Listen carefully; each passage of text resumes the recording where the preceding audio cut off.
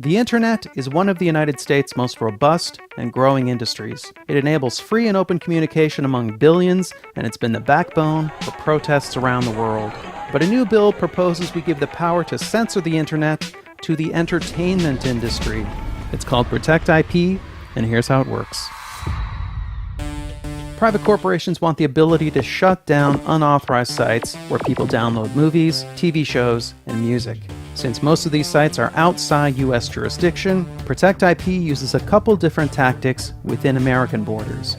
Firstly, it gives the government the power to make U.S. internet providers block access to infringing domain names.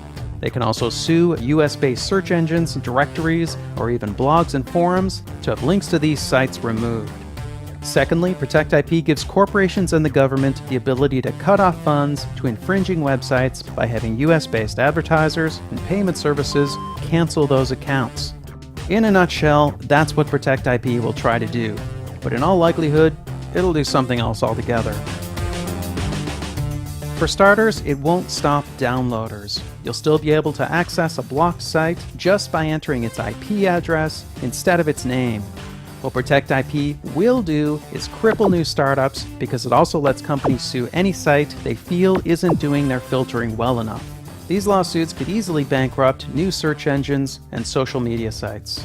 And Protect IP's wording is ambiguous enough that important social media sites could become targets. Lots of trailblazing websites could look like piracy havens to the wrong judge. Tumblr, SoundCloud, and early YouTube, wherever people express themselves, make art, broadcast news, or organize protests, there's plenty of TV footage, movie clips, and copyrighted music mixed in.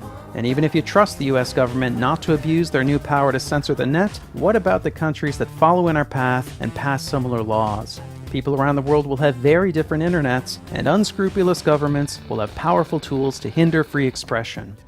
But perhaps most dangerously, Protect IP will meddle with the inner workings of the net. Experts believe by fiddling with the web's registry of domain names, the result will be less security and less stability. In short, Protect IP won't stop piracy, but it will introduce vast potential for censorship and abuse while making the web less safe and less reliable.